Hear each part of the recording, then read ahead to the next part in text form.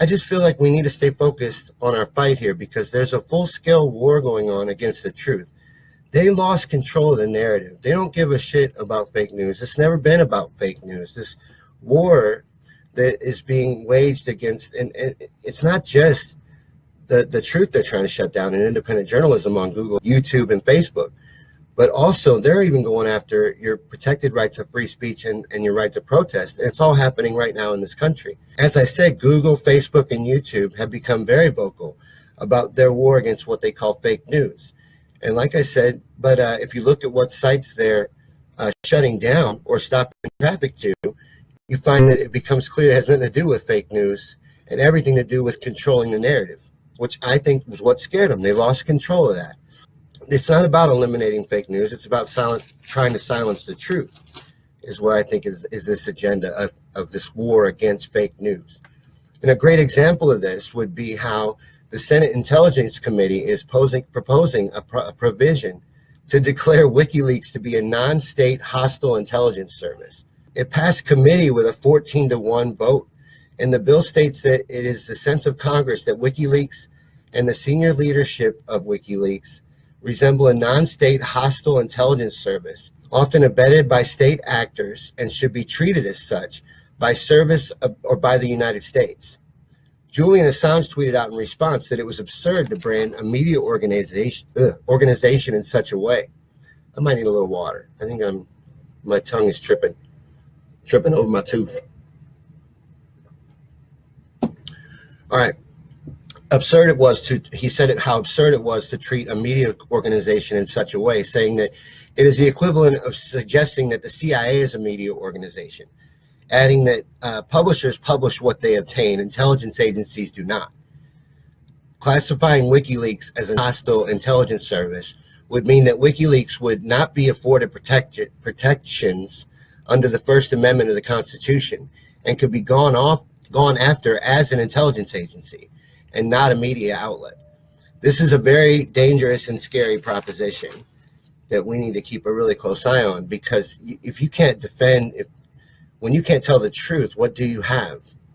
When you're afraid of the truth, you can't let the truth be shut down. And WikiLeaks has, to my knowledge, never published anything they've had to take back or retract because it wasn't accurate. They deeply go into everything they receive before they publish it. They have an unblemished track record, as far as I know. Unless somebody can tell me I'm wrong, as far as I know, WikiLeaks has never had to retract anything for being untrue. So they're fighting against the truth. It has nothing to do with fake news and everything to do with shutting down the truth and controlling the narrative. It got out of control. They're not used to that. The media is usually able to push things in the direction that they want it to go. They lost control of that because of independent journalism and independent media, and are sharing it and sharing knowledge and information between each other through Facebook groups and the way we've connected. They lost control. And it's all about trying to get that back. And a bill is also being proposed right now in Pennsylvania to help arrested protesters be held financially responsible for the cost of the protest, making it possible for them to fine them for things such as police overtime costs, medical and emergency fees, or any public service associated with the protest. Elizabeth Randall with the Pennsylvania ACLU warned that the bill could end up punishing protesters for acts that they didn't commit, because it leaves it up to the police department or National Guard to attempt to recover costs that are associated with the entire protest and not whatever crimes the arrested protester actually committed. So you can be held responsible and fined on the whole balance of the cost. Like they say Standing Rock cost them like $32.8 million. So you can be held responsible at that level.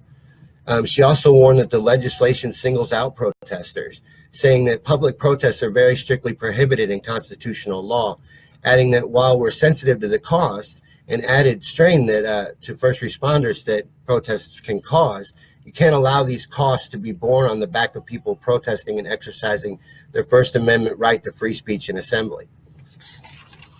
And that's another important thing going on right now.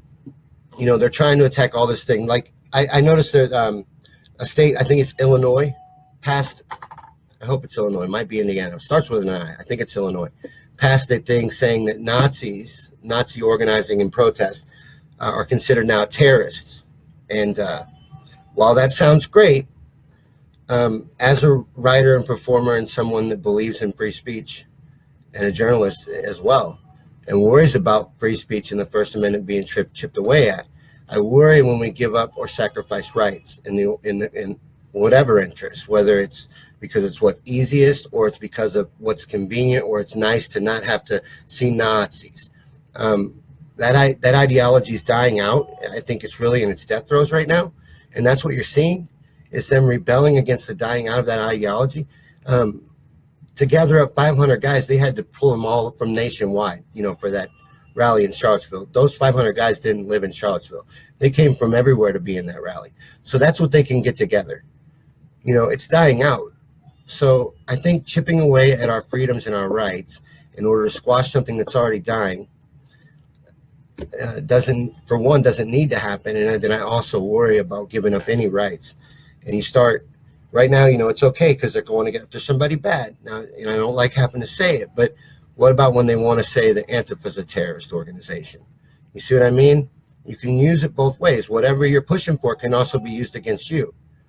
I think you always got to keep that in mind because it's very easy now to say, well, okay, Antifa, and go after that. Then what are you going to do? Now you're a terrorist. You can be treated as a terrorist. You don't want that. I don't want that. And that's not something anybody should want. That's dangerous. Start going down that road and giving up rights. We did enough of that with the Patriot Act after 9/11. So we keep chipping away at our constitutional rights, and we're not going to have any left. I don't want to sound, conservative in that regard, but I worry about giving up the important ones like free speech. That I don't like messing with that one. I don't know. I think it's important, because not everything is popular, but that's why it's important to have that right, I think. But let's get off that for a second. Personal hole I'm digging.